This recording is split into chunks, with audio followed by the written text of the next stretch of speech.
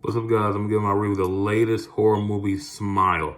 And you might know of this movie for multiple reasons, because this probably has the greatest marketing campaign, especially when it comes to horror movies in recent memory and maybe the entire year.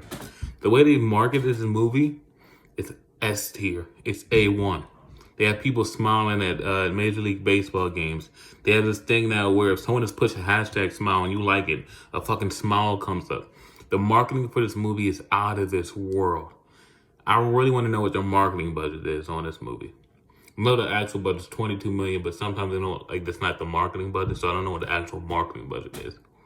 But it's from Paramount Pictures, and it's starring Susie Bacon, daughter of Kevin Bacon. And it's crazy that Kevin Bacon was in my opinion, the worst fucking horror movie of the year, and they slash them, and his daughter's in the scariest horror movie of the year. Whew, this movie, I don't get jump scared easily, but this movie got me 3 times. And if you're someone that gets jump scared easily, the times that they really try to do them, I think they're gonna fuck you up, because they got me 3 times. Because they know how people usually do jump scares. They kind of just do a little twist to it, and it got me. What else got me was this movie. This movie's a little slow to get going. It's a little slow, and I wasn't all in on Susie at the beginning, but I think that it's kind of slow because they really focus on the mundane parts of her life, and then we meet her first patient, and then we have the first you know what. And that was like a big shock. And then it slows down. And then we start to see the effects of what's happening to her. The monster that's after her. You know what I mean? The monster that's fucking with her mind. And now the movie keeps going. It slows, and then boom, a jump scare. And it slows down a little bit. And then once the movie gets to a point where we start to learn what's happening. And after we learn what's happening and the logic of everything that's going on and the logic of the movie is set up, every fucking second after that, every scene, every minute, every word just builds tension upon tension upon tension. You as an audience member always wonder what's happening. Is this in her mind? Is the mind fucking with her? Or is this like really happening? Then you gotta, and then like then you understand how this happens, how to pass it on. This, that, and the third, more to logic. Like this movie has its own logic, and it uses it to keep the viewer's mind going and the cylinders turning. So when the jump scares do happen, like they use the logic that they set up to really put an impact into the jump scares. And that's what makes this the scariest movie of the year.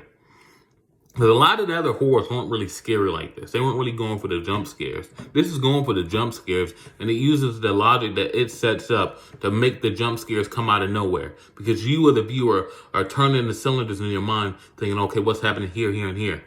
And then boom, jump scare. So, does this movie follow through on its logic throughout the entire movie? Yes, it does.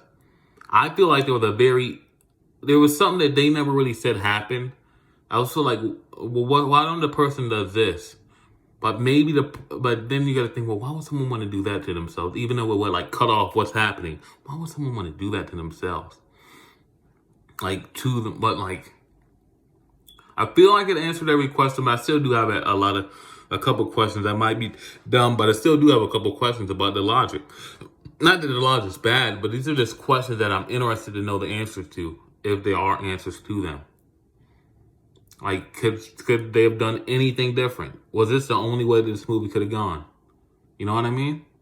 And as for the overall ending, the ending straight true to the logic that the movie sets up. So, and it really makes me wonder, do they want to franchise this out? Is it going to be a Smile 2? They could, like, once we know how far everything goes back in, like, the history of this thing that's after Susie Bacon in this movie, they could really franchise this, man. They could do Smile 2, Smile 3, Smile 4. They could really just keep this going if they wanted to. And I'm saying, like, I think if this movie makes over 100 mil worldwide, they might just do a second one.